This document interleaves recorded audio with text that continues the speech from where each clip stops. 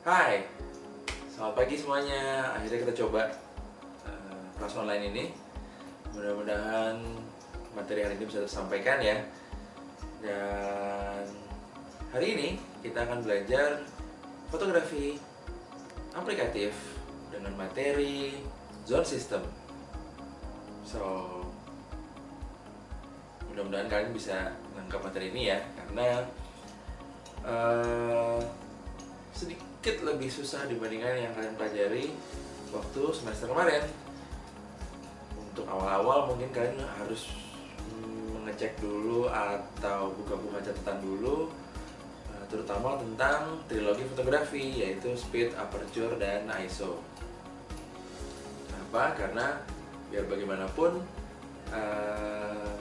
zone system ini membutuhkan skill dan kemampuan kalian untuk menguasai 3 trilogi fotografi tersebut. Oke, buat lebih jelasnya, lihat dulu ya ini sedikit pengertian tentang zone system biar kalian ada bayangannya. Oke, apa sih zone system? Zone system itu adalah sebuah sistem, ya seperti namanya. Dia adalah sebuah sistem yang diciptakan oleh fotografer legendaris Ansel Adams untuk memudahkan pengambilan gambar atau pengambilan keputusan di manakah dia mau menaruh exposure yang normal. Ya, kita nggak membicarakan soal yang benar apa yang salah, tapi exposure yang normal. Jadi kalau kalian biasanya ngecek di exposure meter kalian, itu biasanya ada panduannya yang ada 0, ada 1, ada 2, ada -1, -2. Nah, kurang lebih mirip-mirip seperti itu.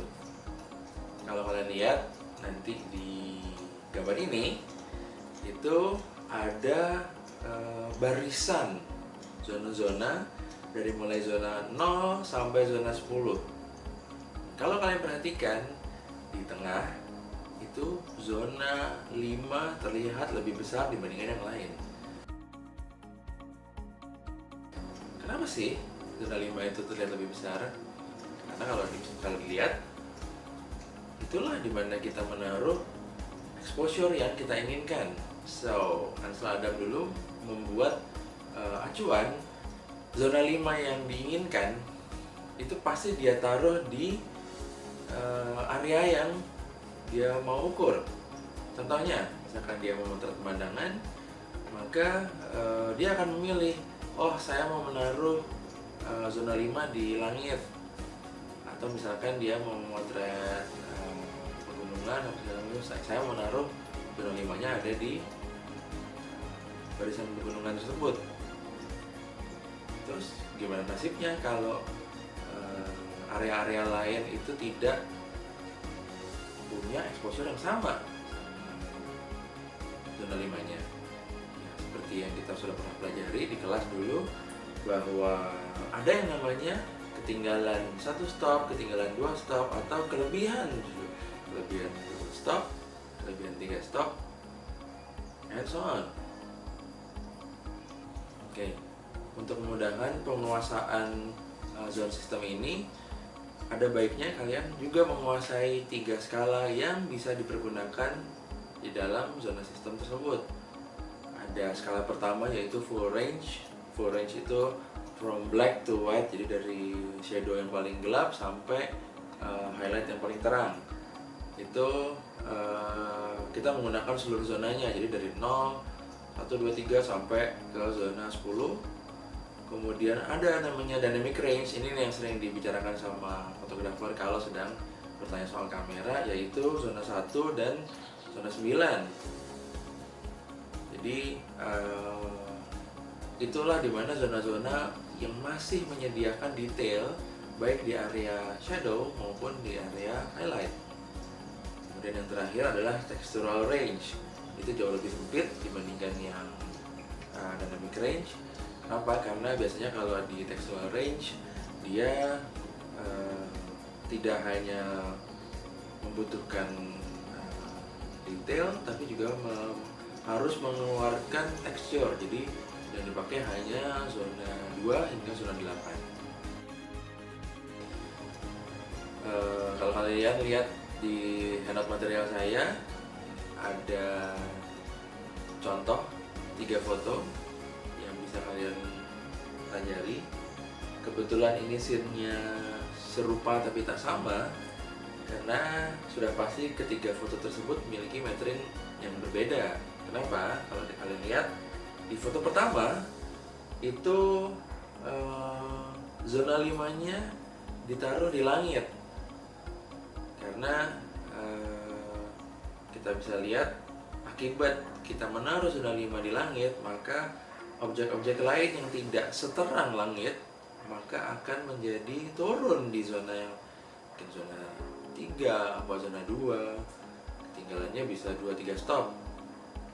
Itupun sebaliknya di foto yang kedua, zona 5 kita taruh di objek, di modelnya, di orangnya. Akibatnya langit yang tadinya kelihatan normal, dia akan kehilangan detailnya. Terus gimana caranya memperbaiki ini semua? Ada caranya.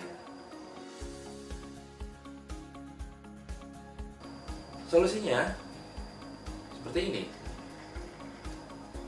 Pada contoh foto yang ketiga, saya menaruh zona 5 di langit karena memang langit adalah variabel yang paling sulit untuk diatur, karena tidak ada tombol on off-nya dan tidak ada tombol terang gelapnya.